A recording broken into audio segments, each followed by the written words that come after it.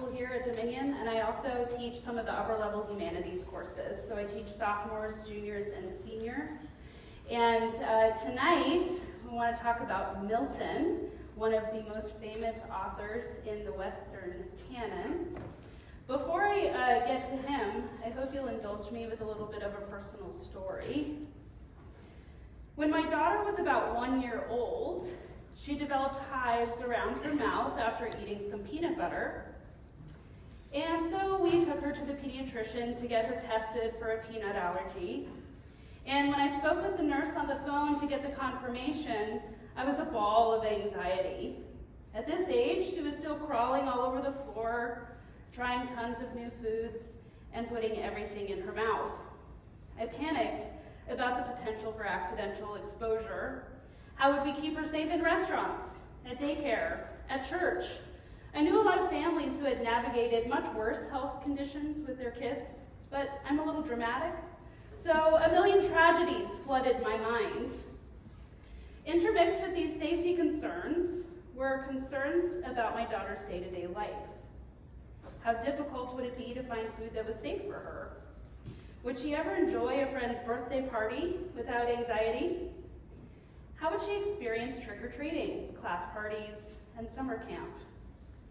All these things she would miss out on filled me with sadness as I thought about all the fun childhood milestones and events that involved candy and treats.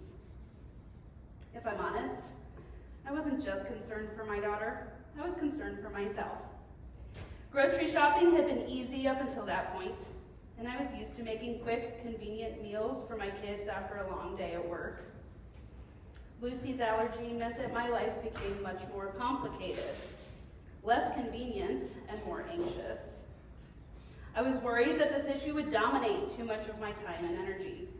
In short, I was worried about my daughter's happiness, but I was also worried that my own would diminish as a result of her diagnosis. I was told a cute rhyme to teach my daughter to remind her of her allergies. When in doubt, miss out. This was meant to help, but my stomach dropped. Miss out? I didn't want my daughter to miss out on anything. In the midst of my worry, God encouraged me through another more seasoned mom that I didn't even know. My husband and I contacted one of his friends from college who was navigating the same issue with her daughter. I emailed her expecting some encouragement that this problem was cumbersome but manageable, and maybe some good nut-free recipes. I got that for sure, but she also said something very unexpected. She said that her daughter's allergies were difficult to manage, made family life more difficult, caused almost every event to be complicated, caused her daughter to feel left out at parties, and had been good for her daughter. Confused, I read on. How could this be? The mother described how having allergies had made her daughter more responsible because she had to be careful with her food. Having allergies had made her more patient because she had become accustomed to checking labels and waiting for foods to be approved by her parents. It had made her more flexible because she was used to not getting everything she wanted. It had made her kind because she knew what it felt like to be left out. In the midst of my worry, this was the message I didn't know I needed to hear. I had fallen into the common trap of thinking it was most important for my daughter and my family to have a comfortable, happy road. This mom's message expanded my vision for my daughter's life. Maybe there was something more important for my daughter than happy times, good memories, and a life of unrestricted freedom. Maybe a life of hard-won, Christ-like virtue was better than a life of ease.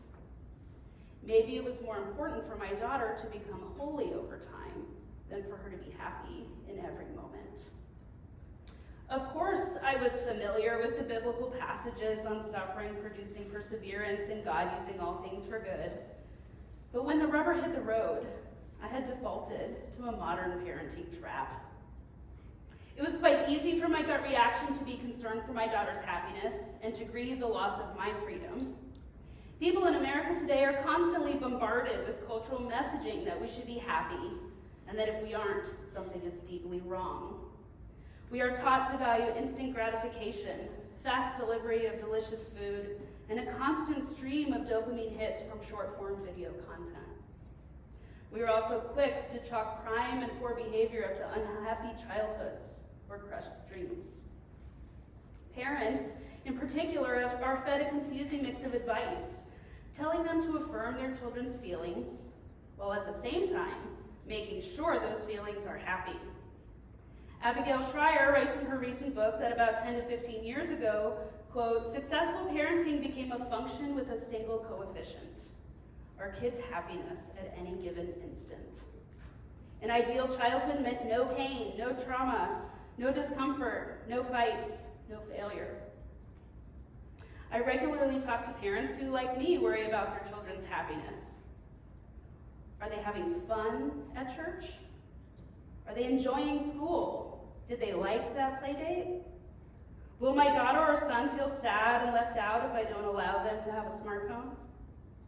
Will they have a good high school and college experience? Will they be able to make enough money to enjoy their lives the way I do? Will they have a happy marriage? Will they enjoy their education? Are they happy right now, and will they be happy in the future? Now, I'm not saying that happiness is a bad thing, or that we should ignore ongoing issues of discontent in our lives.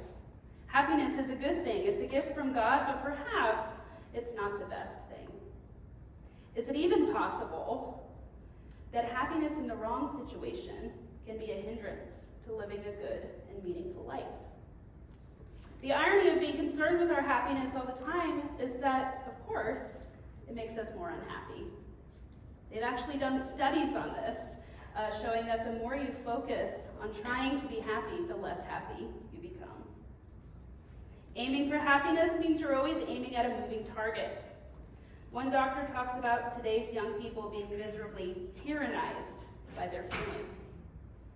Focusing on our own feelings makes us less connected, less fulfilled, less in control, and less happy. This may explain why, despite an increased cultural focus on happiness and mental health, many doctors and historians now say we have created one of the most fragile and unhappy generations of all time. But, as Mr. Southards emphasized during our last session, we live in an unprecedented age that isn't really unprecedented. As the book of Ecclesiastes asserts, there's nothing new under the sun. And my thoughts this evening are not meant to respond to Mr. Southards' presentation necessarily, but rather to pair with his, like a fine cheese and an aged wine. I'll let you decide who's what. As Mr. Southards did, I would like to introduce you to a few people who will illustrate some of the tensions of the age we live in today. My thesis is that a life spent struggling for holiness in obedience to God's word, as illustrated in Milton's poem, Paradise Lost, is more heroic than a life spent aiming for happiness. It's better to live a heroic life, as Milton describes, than a happy one. Now, before I get to arguing my points here, I should give you a few assumptions that my talk is operating under. The first, I'm a Christian, and I think that the Bible's assessment of the world and of me is correct. I think living a heroic life is a good thing. I'm also not the type of person who thinks that because we're later in the historical chronology, we have more figured out. I think people in the past have things to offer us, even though they're from a different era. I'm also not too big on the cancel culture trend. There are many reasons you could cancel Milton, but I think we can take some of Milton's wisdom without agreeing with him about everything. Milton and the Puritans were flawed people just like us, and we can learn from them, even if we come from a diverse background. I'm also operating on a certain definition of happiness, and I'm defining it as a feeling of pleasure based on the circumstances you want. A feeling of pleasure based on the circumstances you want. My last warning is, I'm a bit of a Puritan. So you're not about to get an unbiased presentation. And I should also say that if you're curious about how our upper school program works, this presentation won't give you the best view of that. It'll give you a view of some of our material, but it won't give you a view for how I lead my classroom and how Mr. Southards leads his. Usually it takes about a full quarter immersed in Milton's text to come to the conclusions I'm going to summarize for you tonight. And we do that around the discussion table together. The thing that it will give you a picture of is our class catechism. A lot of my material from tonight comes from my modern European literature opening liturgy for the classroom. And the John's Root boys are going to pass that out to you when I'm finished tonight, if you want to take a closer look. So, my thesis that a life spent struggling for holiness is more heroic than a life spent aiming for happiness is something that I'm going to use Milton to prove using two options that he presents to us. We can take the satanic option. Satan is one of the main characters in his epic poem. Or we can take Adam's option. Adam is another main character in Paradise Lost. And then with those two options, I plan to present two literary characters that tried each road. The satanic road will look at Shelley's monster from her novel Frankenstein. And for the Adam option, we'll look at Jane Eyre from Charlotte Bronte's novel. Before we proceed, something will be useful to us. I want to call to mind Mr. Southards' distinction from his last presentation of passion versus affection. Passion, if you remember what he said, is loving something because it produces good feelings in us, happy feelings. It is self-serving and best illustrated by lust or shallow friendship. Affection for something or someone means loving something or someone for who they are, regardless of what happy or positive feelings they produce in you. It is other-centered and it is illustrated by the best versions of parental love or sacrificial friendship. So, before we get into Paradise Lost, I'll tell you a little bit about John Milton. Somebody told me in the carpool line this morning, I'm coming, but I don't know who that guy is, right? Never you fear, I will tell you. John Milton is an English Puritan who lives from 1608 to 1674. He's living about 100 years from really the start of the Puritan movement, although putting an exact date on those types of things is difficult. The Puritan movement evolved formally under the reign of Elizabeth I. And at this point in England, Catholic and Protestant are constantly at odds. And Elizabeth tries to strike what's called the Elizabethan compromise between the two. So we've kept a lot of Puritan theology in the Anglican Church, but kept a lot of the Catholic liturgy. So you have the majority of Anglican people who are just sort of along for the ride. And then you have people on both sides. You have Catholics who want to re-Catholicize the Anglican Church, and you have Puritans who want to make it completely Protestant. That's an oversimplification, but that's all you need to know for now. So Milton is, as Leland Reichen from Wheaton College says, a Puritan of Puritans. If we want to know what a Puritan is, we can look at Milton. He wrote down in a letter that when he wrote Paradise Lost, his goal is to write something doctrinal and exemplary to the nation of England. So the goal of his text is to teach proper doctrine to the English people. He publishes Paradise Lost in 1667. He could have written an essay, he could have written a novel, he could have written a short poem, he could have written a play. He chooses something really weird. He chooses the epic. And for his genre, he chooses this long narrative poem as his form. And if you're unfamiliar what an epic is, it's a long narrative poem about a hero who embodies his culture's values. And the typical techniques are a high or formal style. There's a lot of drama in an epic. Are you reciting it? Okay, this is part of the catechism. You'll see it in there. They all have this memorized. Okay, it's a high formal style. It begins in the middle of the action. It has long dramatic similes, long speeches, instances of divine intervention, that gods are coming in and coming out and all this dramatic stuff. Long catalogs and lists of things, scenes of individual valor, and the hero usually descends into the underworld for some sort of mission. Milton's topic is the entirety of human redemptive history. He, unlike Homer, who wants to just write about the Trojan War, right? Milton tells us, like every other epic author before him, that he's going to be better than all the guys that tried this genre before. Milton's epic encompasses the entirety of redemptive history. It starts with Satan's rebellion in heaven and covers the fall of mankind, Christ's substitutionary sacrifice, and the Christian's future in the new heavens and the new earth. Milton aspires to write an epic in the style of Homer or Virgil that would give a theological vision to England, but there's one main problem. He doesn't share ancient Greek or Roman values. Ancient Greek and Roman heroes embody their culture's values through strength, skill in war, dominance, wealth, rhetoric, conquering people without mercy. If you're a Roman hero, there's a little bit of a bright light. You sacrifice yourself for the glory of Rome, right? In the Greek epics, you don't sacrifice yourself for anybody. So common ancient epic values are pride, dominance, strength, eloquence, leadership, violence, wealth, glory, and elitism. The ancient epics were for the winners.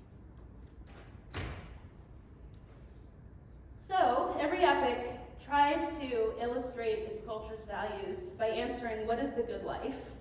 How does one live a heroic life? And Milton copies this format in a really interesting way. The first option he gives us is Milton's Satan. Milton's Satan is a hero like Achilles, a hero like Odysseus or Aeneas. He has everything a typical ancient epic hero wants. He has strength. He has vibrant rhetoric.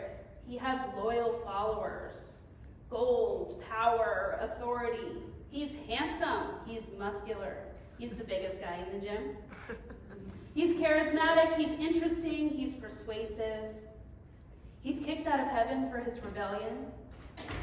And he rebels against God's rule because he wants to be just a little bit higher on the totem pole. He doesn't want to repent or change due to his intense hatred of God. Despite logic and what he knows intellectually to be true, he follows his emotions and passions and strives for freedom from any authority who would tell him what to do. One of my students this year noted, Satan has perfected the art of the temper tantrum. And we like watching it. To summarize Satan, one student commented that Satan is 100% what he's feeling at the moment. When he's angry, he's 100% angry. When he feels depressed, he is 100% depressed. When his ego is bruised, he's 100% embarrassed. He is enslaved to his emotions. He is at the mercy of his passions. Satan is a control freak with no control over himself. He wants to rule hell, but he can't even rule his own heart. He's rejected by God due to his lack of repentance. He even goes so far to say, the mind is its own place, and in itself can make a heaven of hell a hell of heaven. For Satan, mindset is everything. Even though I'm in hell, I can kind of gaslight myself into a different reality. And then another angel tells him at a later point in the text, thyself not free, but to thyself enthralled. So you are not free, you are enslaved to yourself. Satan is not integrated. He's a different person in different contexts. He's a chameleon. He's disjointed. He's dishonest with himself and others. And he's really, really appealing and really, really interesting. He's very human. Every year I get one brave soul who slowly raises his or her hand and says, I feel really weird saying this, but I kind of like him. This year it was Ian. I don't know what to make of that, but saying what we're all thinking. We miss Satan's scenes when he's gone. The text gets kind of boring when he's not there. In contrast, Jesus is calm, eloquent, tempered. His rhetoric is smooth. It's not punchy, full of emotion, fascinating like Satan's. Most students find that Satan is much more interesting and much easier to identify with. And we wonder what Milton is up to. Option 2 that Milton presents to us is Adam. Through Adam and Eve, Milton promotes his Puritan vision for the good life. He tells the reader that he intends to show a superior form of heroism to the ancient ideal. So in order to understand that, we got to do a little bit of a download on what Puritanism is. Like I said, this is one of the English branches of the Protestant Reformation, and it emphasizes a few key things that I'll list for you. I don't want that yet. Yeah. They said that the Bible is the supreme authority in all matters, that human sin is real, dangerous, and separates us from God. Reconciliation with God is possible, but only comes as a gift from God, received by faith in Christ's substitutionary sacrifice. They said that God's grace is the source of any blessing in life, and that God rules the universe providentially. They focus a lot on aesthetics because they think that God's beauty is reflected in his creation. They emphasize individual spiritual practices and individual devotion, a personal relationship with God. They celebrate the dignity of the individual by emphasizing education and literacy. If the Bible is the #1 authority, we better know how to read it. Actually, at one point in Scotland, the Scottish Puritans get teeny tiny country of Scotland to have the highest literacy rate in Europe. And they talk about the goal being every person down to the poorest farmer having a plow in one hand and a Bible in the other. They also emphasize the dignity of the individual by talking about the integration of the spiritual into all areas of life. There's no disjunction for a Puritan between sacred and secular. As a result, everything a person does has the potential to be worship. Family and marriage are celebrated. Married sexual expression is promoted. And affectionate love for others in a community is the goal. Additionally, all vocations are holy. Work is one of a person's primary means of worshiping God and serving others, no matter the calling. Unlike the Middle Ages, when it was the monks and priests that most people thought had God's ear, to a Puritan, each person has an assigned calling from God. He is responsible for working diligently to fulfill the creation mandate given in Genesis to subdue the earth. To summarize, for a Puritan, the good life, or the heroic life, consists of a personal, vibrant, heartfelt relationship with God, expressed through worship in all things. Prayer, connection with the church community, biblical study, and obedience to his authority. A heroic life means exercising her individual vocational calling to the glory of God. A Puritan strives to live in close, affectionate community with her family and local church. Sacrificial service to her neighbor. Living in joyful obedience to God's wise guidelines, even at the sacrifice of her happiness. And properly ordered affections or emotions grounded in God's reality. We see these ideals in Adam and Eve's state before the fall in Milton's text. They're at harmony with nature and God's reality. They submit to God's authority. They are integrated. All areas of their life are worship. Adam has a sacrificial, deferential love for his wife. They are obedient to God's commands. Their emotions are in line with reality. They feel the right thing at the right time, in the right context, to the right degree. Adam loves his daily vocation that God has assigned him. And as a result of this lifestyle, Adam feels happy because his emotions are perfectly aligned with God's truth.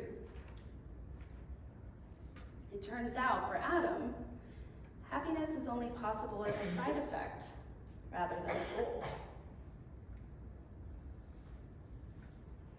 Adam and Eve are told by our narrator tells us, the reader, when Adam and Eve go to bed the night before the fall, that they're happiest if they seek no happier state. So they'll be happy as long as they don't try to be happier. And Satan's temptation of Eve in the text talks about deterring her from not achieving what might lead to a happier life. So part of Satan's temptation is, I bet you'd be happier in a different scenario. After the fall, we see Adam's rupture with creation, Eve, and God. His vocation becomes toilsome. He realizes that disobedience has robbed him of true intimacy with God and with Eve. Now his emotions and reality aren't automatically in sync. He struggles to be affectionate rather than passionate. It's truly tragic. However, God gives Adam hope. He sends an angel down to talk to him and tell him about a rescuer that is coming to restore what has been lost. That angel gives Adam like 100 pages of biblical history in poetic form. As Adam grieves his fall and looks forward to the future salvation God has promised him, he describes what the heroic life consists of for a Christian who is waiting for God to renew the world. Don't worry, we'll translate as we go. I'll read it once through, and then we'll go line by line. This is what we do every day in class. It takes forever. It's fine. When Adam and Eve are being kicked out of the garden by Gabriel, one of God's angels, he says to Gabriel, "Greatly instructed I shall hence depart, greatly in peace of thought, and have my fill of knowledge, what this vessel can contain, beyond which was my folly to aspire. Henceforth I learn that to obey is best, and love with fear the only God, to walk as in his presence, ever to observe his providence, and on him soul depend. Merciful over all his works, with good still overcoming evil, and by small accomplishing great things. By things deemed weak, subverting worldly strong and worldly wise, by simply meek. That suffering for truth's sake is fortitude to highest victory. And to the faithful, death the gate of life. Taught this by his example, whom I now acknowledge my Redeemer, ever blessed." So, can you see that? Yeah. I love Milton, so he gets the smiley. Greatly instructed I shall hence depart. So I've been taught well, and I'm out of here, right? Greatly in peace of thought, and have my fill of knowledge what this vessel can contain. So my mind is at peace because I've been given what I need to know. I've been given the appropriate amount of knowledge for my vessel, my human self. Beyond which was my folly to aspire. It was foolishness for me to want more than my vessel can contain. Henceforth, from now on, I learned that to obey is best, and love with fear the only God, to walk as in his presence, ever to observe his providence. So everything I do, I will walk, I will do my entire life as if I am in the presence of God. So worship isn't just something I do on Sunday morning, it is the way I live my life. And on him soul depend. Merciful over all his works, with good still overcoming evil, and by small accomplishing great things. So God brings good out of evil. God brings small things and elevates them above big things. And I will do the same, right? Oh, I lost my slide. Did I turn it off? Oh well. Okay. Accomplishing great things. By things deemed weak, subverting worldly strong. So the weak things are going to become the strong things. And worldly wise by simply meek. So the wisdom of the world will be conquered by meekness and simplicity, humility. Suffering for truth's sake is fortitude to highest victory. Suffering will lead me to victory, will give me strength for victory.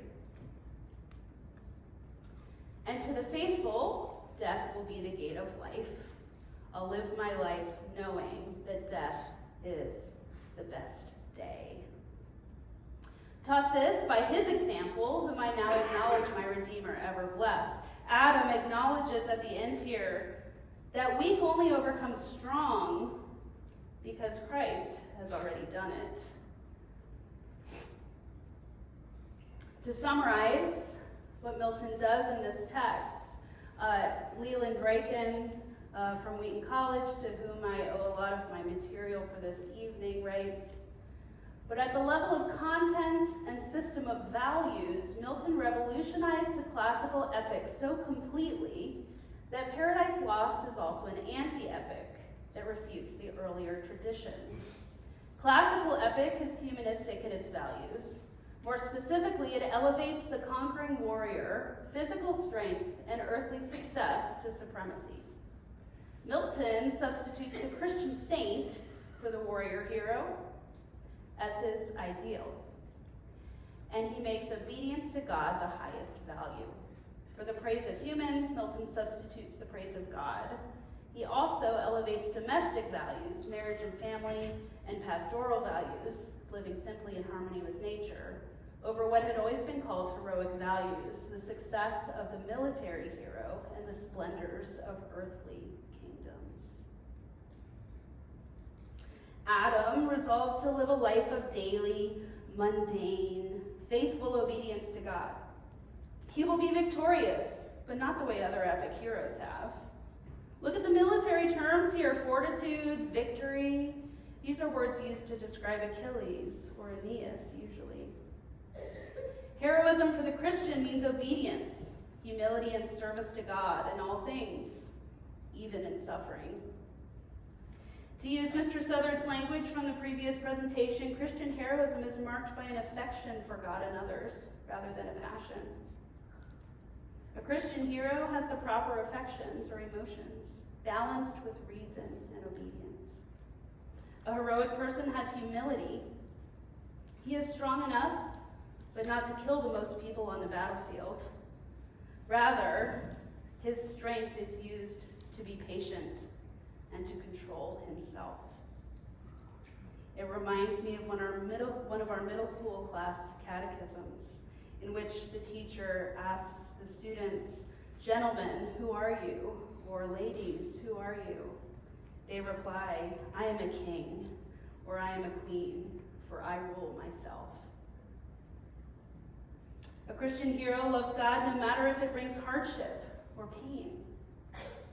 Christian hero knows you can listen to your heart or you can talk to your heart. So, the fun thing about Paradise Lost, if you didn't think that was already fun, the fun thing about Paradise Lost is that it serves as a litmus test for the individual and for different historical eras. So, some people read Paradise Lost, and based on their reaction, you can tell a lot about them. Or perhaps, if you are part of a large cultural movement called Romanticism, we'll tell a lot about you by how you interpret this text. The Romantics loved Milton, which is really weird because they disagree with him about almost everything. The Romantic era is a cultural movement from the late 1700s to the early 1800s. Mostly in Europe, although if you're looking for an American parallel kind of thing, transcendentalism would be that. Whitman, Emerson, Thoreau. It emphasizes imagination, individualism, emotion, freedom, subjectivity, nature as divine truth, revolution and social reform, and some names you might recognize: Keats, Shelley, Wordsworth, Blake. Romanticism is influenced by the ideas of Rousseau. Rousseau's kind of the philosopher. Okay, Rousseau? Thank you. Okay. Wow, a little worried there. Yeah, there's certain gut reactions that we're training our students for, and one of them is every time I say Rousseau. Yeah, thank you. I told you I'm not into cancel culture, but if I could cancel anybody, it would be Rousseau. Maybe Freud, but thank you. Yeah. They're influenced by the ideas of Rousseau, who emphasize that mankind is born good but corrupted by society. And this is where Carl Trueman from Grove City emphasizes, really is the start of what some social historians call expressive individualism. A romantic thinks that societal constructs are evil and oppressive. Freedom for a romantic means breaking the shackles of traditional rules, norms, and obligations. Since the individual is born good, truth is subjective and found within. You can construct reality according to your own preferences. Sound familiar? An individual's feelings are an important source of truth, and the individual has a right to interpret reality for himself. Society's norms and values keep the individual from being her authentic self. And if you're not being your authentic self, you'll be unhappy. Man's authentic self can be found within if one separates from societal constructs and traditional values and accesses divine connection, usually by immersing oneself in nature. An identity for a romantic should be built on anything but external hierarchy. Organized religion, family structure, social hierarchy, all these things keep you down. Emotion and imagination are sources of personal truth. In Romanticism, we have a lot of drama. We have dramatic music, large contrast in a lot of the art, and really big feelings in the literature. I like to think of the Romantics as like the middle school literary writers here. Many Romantics misread Milton and interpret Paradise Lost through their own lens. The Romantic interpretation of Paradise Lost became and still is the dominant interpretation in most universities around the world today. I had a graduate from last year email me in September, and he said, "They're doing what you said they would do, and I can't take it," right? He was in a Lit 101 class at UVA, and his professor was taking the romantic view. Don't worry, he dropped the class.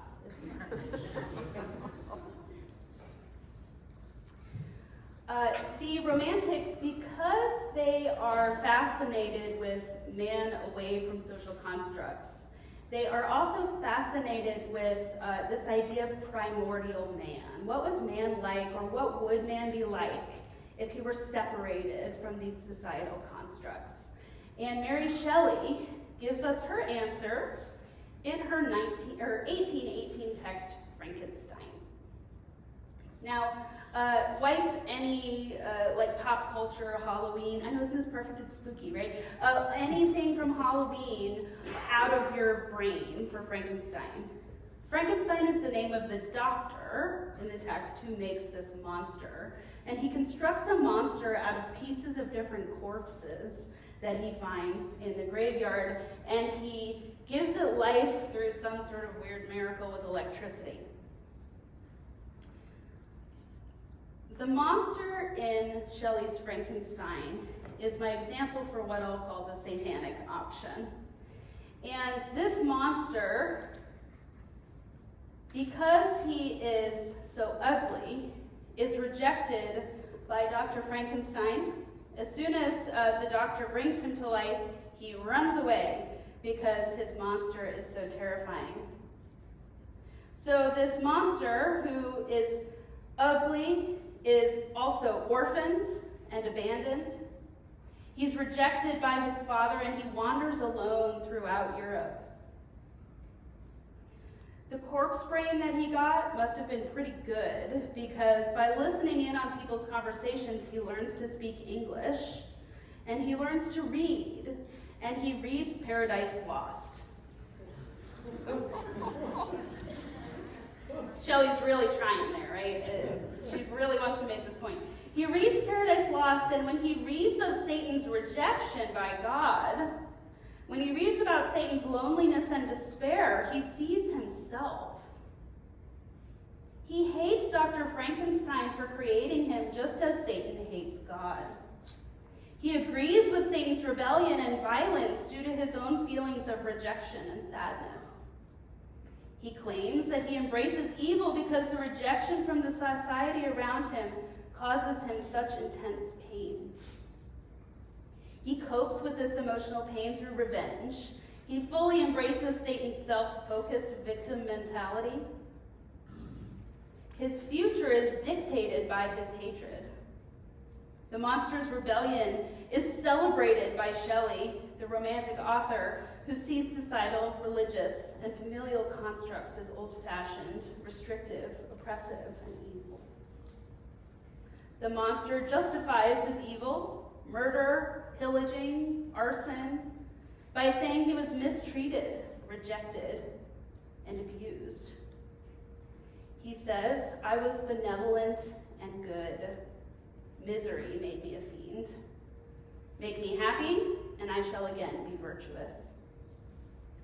He also says, "I am malicious because I am miserable." He imitates Satan's obsession with his own emotions.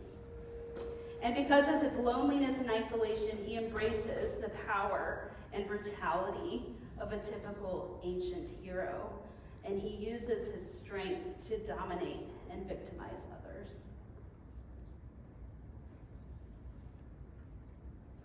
The second person I'd like to introduce you to is Jane Eyre from Charlotte Bronte's novel, Jane Eyre. Jane Eyre takes the Adam option. She has more in common with the monster than you might think. She also is orphaned, ugly, abandoned, and homeless. She has no parents and is abused and rejected by harsh orphanage staff as a child. When she ages out of her orphanage, she travels alone to a new place to take a job. She has no friends, no community, no money, only the young girl she's been hired to tutor, and the house servants, and Mr. Rochester, her boss. Over time, she She and Mr. Rochester fall in love. Saw that one coming? Despite vastly different social classes, they get engaged. Mr. Rochester loves Jane, even though she's poor, below his status, ugly, bookish, and shy. It's the true Cinderella story. Jane will finally get everything she has longed for, everything that was denied her. She will have a home, the love of a partner, wealth, and social status. It's the ultimate rags to riches archetype. After years of abuse and deprivation, she would be fulfilled and happy. Except for one teeny tiny problem. Mr. Rochester is hiding his insane homicidal wife in the attic. I drew an arrow for you, in case. The tragic story comes out at the altar as Jane and Mr. Rochester are about to take their vows. Mr. Rochester and Bertha, if you're going to have an insane woman in the attic, Bertha, I guess, is the perfect name. Bertha were arranged to marry, and the fact that she was insane was hidden from him until after he had married her. He's been stuck for years, alone, dodging her homicidal aggression, grieving what his life could have been. Through no moral fault of his own, he is stuck in a situation that makes him miserable. Mr. Rochester begs Jane to stay with him when she finds out the truth. He gives a very capital R romantic appeal. He says that he's not really married to his wife in his heart. He should be able to remarry. He argues that they both have had difficult lives. Like Frankenstein's monster, life has not been fair to him and Jane, and he's right. They've been victimized by others, leaving them lonely through no fault of their own. They have endured so much, they deserve to be happy, even if others wouldn't approve. Even if it goes against God's law. Even if they are going against the wisdom of traditional family values. After decades, they have finally found happiness. They can even go to France, where apparently anything goes, and no one will know their history. They can live in freedom, away from the social consequences of adultery. Who cares if they have to bend their consciences just a little bit? Isn't it worth it? Isn't outward marriage just a social construct anyway? Jane recognizes that leaving Rochester would, in fact, make her unhappy. She says about herself, Jane Eyre, who had been an ardent, expected woman, almost a bride, was a cold, solitary girl again. Her life was pale. Her prospects were desolate. I looked on my cherished wishes, yesterday so blooming and glowing.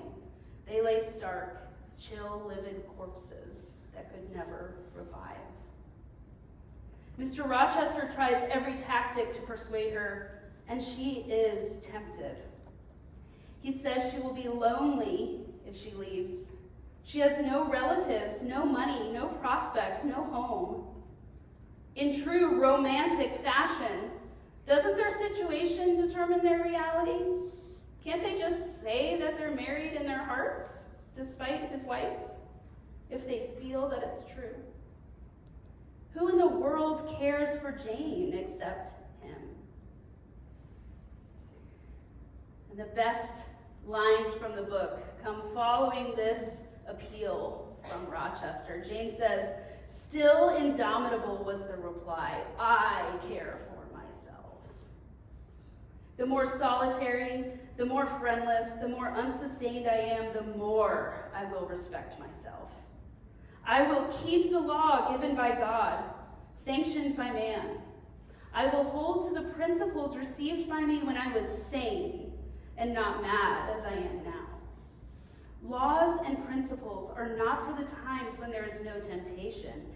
They are for such moments as these, when body and soul rise in mutiny against their rigor. Stringent are they, inviolate they must be. If, at my individual convenience, I might break them, what would be their worth?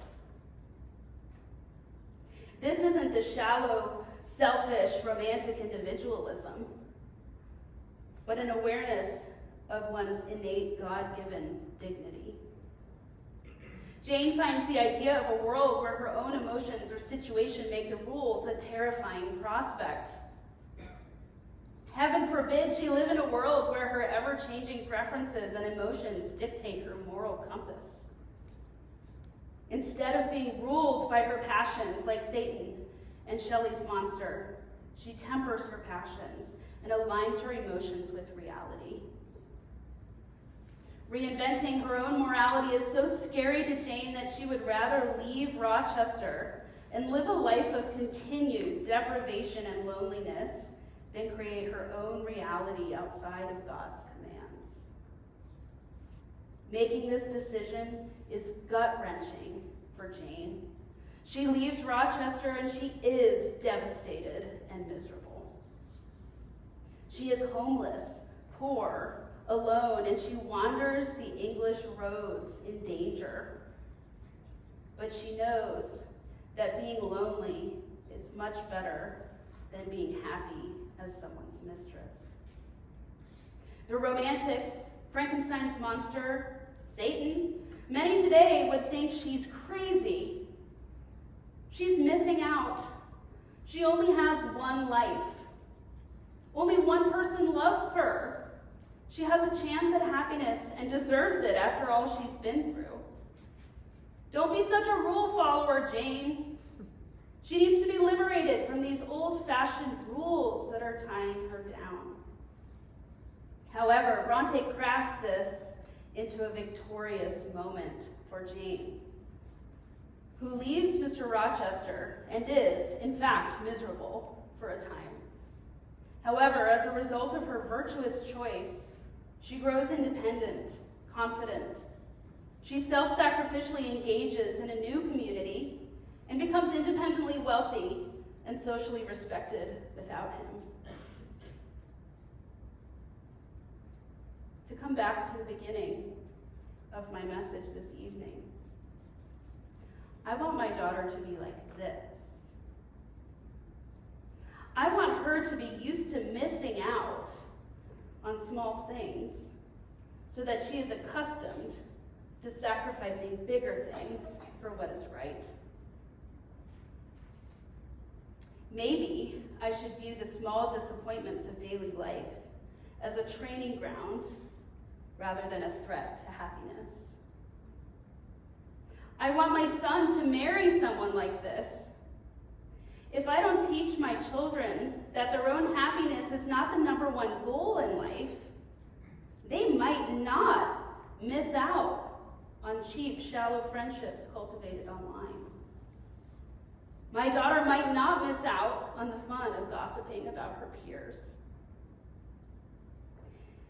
My daughter might not miss out on the degradation of her soul and body through participation in hookup culture. I'd rather my daughter be lonely than be treated without respect. I'd rather my daughter be lonely than make the wrong kinds of friends in college. I'd rather her stay in on a Friday night alone than participate in college party culture. I'd rather my son lose friends than to give in to negative peer pressure. I'd rather my kids be uncomfortable, yet able to engage with opinions other than their own. I want my daughter to miss out on so many things. I want her to miss out on online influencer culture, which is fun in the moment but tells her that her physical appearance is the most important thing about her. I want her to miss out on the low standards that our culture has for today's teens and young people. I want her to miss out on living a fake, performative life on Instagram. I want her to miss out on sleeping in on a Sunday morning because she's too busy going to church. I want her to be educated, not just so she can get a high-paying job, but that so she's ready and equipped to submit her life to whatever God plans for her to do. I want her to sacrifice her time, education, and life for others, even at her own expense, like Corrie ten Boom or Sophie Scholl. I want her to do the right thing, even when it hurts. I want her to miss out on using her personal preferences as a measuring line. And I want her to miss out on a happy, comfortable life if it's without God. Milton Satan might be charismatic in the text. He might be interesting. He might be eloquent. But my favorite character in Paradise Lost is a little angel named Abdiel. Abdiel is an angel who's lower down on the rung than Satan. And he attends what Abby Weaver, I don't know if she's here tonight, Abby Weaver called it the Satanic Interest Meeting. He attends the interest meeting for Satan's rebellion. And when he hears what Satan's about to do, he's like, oh no, I'm out, right? And he stands up and he rebukes Satan in front of tens of thousands of other angels. And he's the only one that leaves the interest meeting. He's the only one that leaves. Here's how Milton describes him.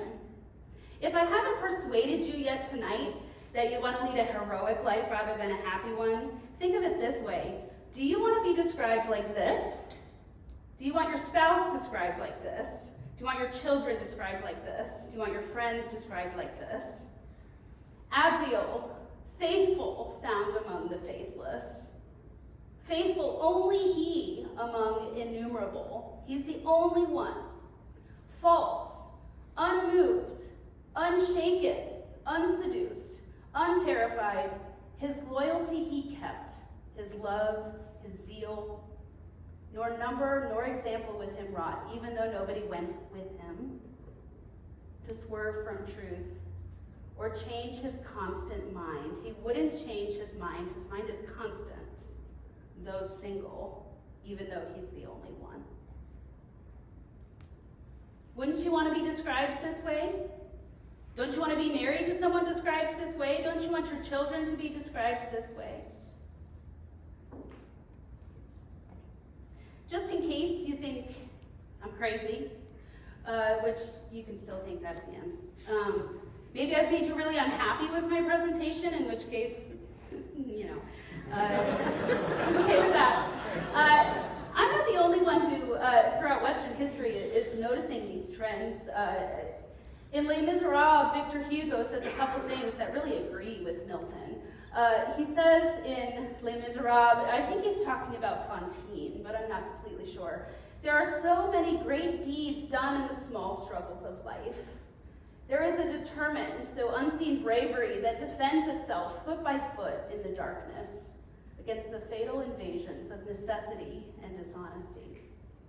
Noble and mysterious triumphs that no eye sees, and no fame rewards, and no flourish of triumph salutes. Life, misfortunes, isolation, abandonment, poverty are the battlefields that have their heroes, obscure heroes, sometimes greater than the illustrious heroes. And here's how I'll close tonight. If you're in my modern Euro Lit class, you're not allowed to help anybody cheat. If it's possible, Hugo's a little more blunt than I am. He says it's a terrible thing to be happy. How pleased we are with it, how all-sufficient we think it. How being in possession of the false aim of life, happiness, we forget the true aim. How are you going to complete this sentence? Based on what I've said, how would Milton complete this sentence? I'll leave you with that. Spend 1 minute discussing with someone near you, and then you're free to go for the evening. When this is over, I'm going to change slides to this slide, which I'll just call my bibliography. If you're interested in taking any of these thoughts further, I'm indebted to all of these books. I'll leave this up for a minute, and then I'll leave that on your way out. Thank you.